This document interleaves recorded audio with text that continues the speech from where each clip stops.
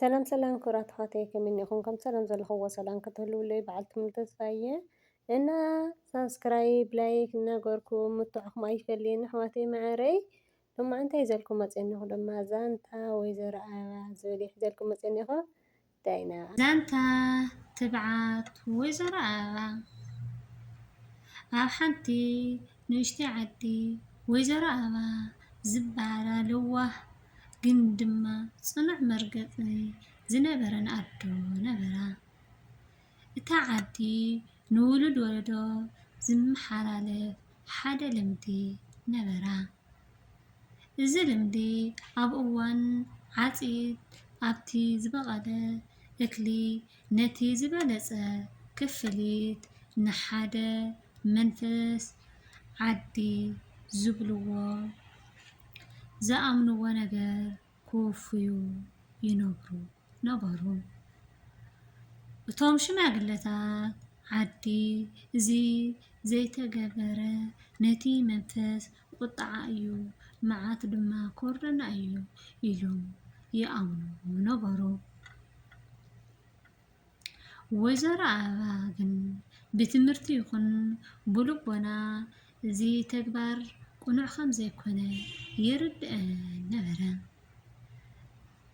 እዚ ዝዓፀድናሉ ዝዓቆርናሉ እኽሊ ነቶም ኣብ ዓድና ዘለዉ ድኻታትን ዘግታማትን ንዓድሎም በላ።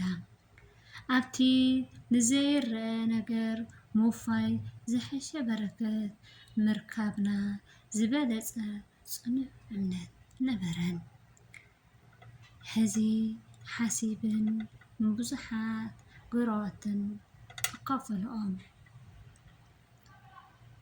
መብዛሕትኦም ሰባት ግን ኣበባ ነዚ ናይ ኣቦታትና ልምዲ ክትጥሕሲ ደሊኺ መዓት ከይተውረደና ኣይፋሉን በልወን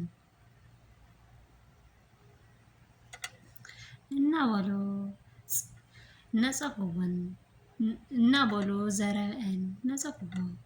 ገሊኦም ከዓ ምስ ህዝቢ እንተዘይኮንኪ በይንኺ ክተተርፊ ኢኺ እናበሉ ኣፈራርሕወን። እቶም ሽማግለታት ዓዲ ድማ ፀዊዖም ካብቲ ሓሲብክዮ ዘለኺ መንገዲ ተመለሲ ኢሎም ኣጠንቀቕወን። እዚ እዋን ዓፂድ ምስ ኣኸለ ኩሉ ሰብ ነቲ ዝበለፀ እክሊ ኣኪቡ ነቲ መንፈስ ክብልዎ ዝሰመዩ ክውፍዩ ተዳለዉ። ኣብቲ ማእኸል ዓዲ እቶም ሽማግለታት ኮፍ ኢሎም ህዝቢ ድማ ነቲ እኽሊ ሒዙ ክመጽእ ይጽበዩ ነበሩ። ወይዘሮ ኣበባ ግን ነቲ ንሰን ዝኣከቦ ዝበለፀ እኽሊ ኣብ ዓብይ መሶብ ገይረን ናብቲ ቀረዓ ዓዲ ይቐርባ ነበራ። ኩሉ ሰብ እንሆ ኣበባ ከም ኩላትና ክትገብር መፅያ ኢሉ ብውሽጡ ሓሰበ። ንሱ ግን ኣብ ቅድሚ እቶም ሽማግለታት እቲ ዝተኣከበ ህዝቢ ደው ኢለን በቲ ልዙብ ግን ጽኑዕ ድምፀን ከምዚ ይበላ። ክቡራት ሽማግለታት፣ ክቡራት ደቂ ዓደይ፣ ነዚ ናይ ኣቦታትና ልምዲ ኣኽብሮት ኣለኒ። እንተግን እምነተይ ኣብ ካሊእ እዩ በላ። ብዚ ብልፍዓትን ፃዕርን ዝረኸብናዮ እኽሊ ነቶም ኣብ መንጎና ዘለዉ ዝተፀገሙ ኣሕዋትናን ኣሓትናን ክንዕድሎም እዩ ዝግብአና በላ። እዚ እዩ እቲ ናይ ሓቂ በረከት ዘምፀአና ተግባር ድማ በልዖም። ህዝቢ ብምልኡ ሃንደበ ጸጥ በለ። ጸኒሑ ናይ ኩሎም ምትሕታኽን ምጉርምራምን ድምፂ ተሰምዐ። ሓደ ካብቶም ሽማግለታት ብቁጥዐ ኣበባ ኣብ ቅድሚ እዚ ኩሉ ህዝቢ ክትፃረሪ ኣየፀብቐልክን በልወን። ወይዘሮ ኣበባ ግን ኣይትሰከፍ ድምፂ ቁሩብ ዓው ኣቢለ እወ በይነይ እየ ደው ኢለ ዘለኹ እዚ ይረኣየኒ እዩ ዘሎ እንተኾነ ግን ኣብቲ ዝኣመንኽዎ ነገር ጽኑዕ መርገጺ ክሕዝ ትብዓት ክህልወኒ ኣሎ በላ እዚ እኽሊ እዚ ነቶም ኣብ ዓድና ዘለዉ ዘኻትምን መበለታትን ክዕድሎም እየ ዝደሊ እንተ ደኣ በዚ ተግባር መዓት ክወርደክ እዩ ኢልኩምኒ ፈሪሕኩም እቲ መዓት ንዓይ ንበይነይ ይውረደኒ ንስኻትኩም ግን ቁኑዕ ዝመሰለኩም ግበሩ በልኦም ነቲ መሶ እኽሊ ሒዘን ካብቲ ቅርዓት ዓዲ ክግልል በላ ነቶም ዝተጸጎሙ ሰባት ገጽ ከዳ ብዙሓት ህዝቢ ብተግባረን ተገረመ ገሊኦም ድማ ተቆጥሑ ኣብቲ መጀመርታ ንኹሉ ሰብ ኣንጻር ደው በላ እታ ንልመድ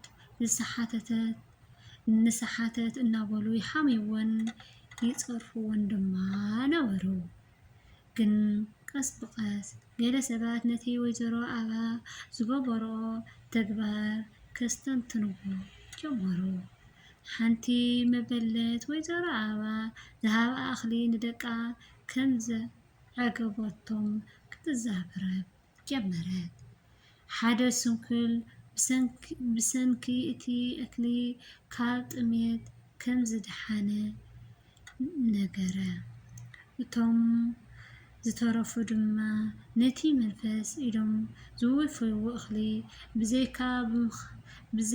ብዘይካ ምብኻን ካልእ ትርጉም ከምዘይብሉ ክርድኦም ጀመረ በቲ ዝተኣከበ ዝነበረ ጉጉይ ባህሊ ድማ ክጠዓሱ ጀመሩ ቀስ ብቐስ ናይ ወይዘሮ ኣበባ ትብዓት ጽኑዕ መርገጺ ንኻልኦት ሰባት ከም ኣብነት ክኸውን ጀመረ ኣብቲ ዝቐጽል ዓመት ብዙሕ ሰብ ነቲ ዝዓጸድዎ እኽሊ ንሓድሕዶም ክኻፍልዎም እንተጸገሙ ክሕግዝዎም ጀመሩ እቲ ናይ ቀደም ልምዶም እናተረስዐ ብኻልእ ሰናይ ተግባር እናተክአ ኸደ ወይዘሮ ኣበባ ኣብቲ ዝኣመንኦ ነገር ደው ምባልን በይነን እኳ ዋላ እንተነበራ ብትብዓት ብዙሓት ግን ከም ዝቐየራ ኣርኣያ እዚ እዩ ትርጉም ናይዛ ጥቕሲ ኣብቲ ዝኣመናዮ ደው ምባል ትብዓት ይሃልኻ ዋላ እውን ኣብ ቅድሚ ኣሽሓት በይንኻ እንተትኾንካ ንዝኣመንካዮ ግን ግልጽ ዘይምባል ኣብ ዝኣመናሉ ልብና ዝወሓጥናሉ ነገር ዓንቅጽ ንሓስ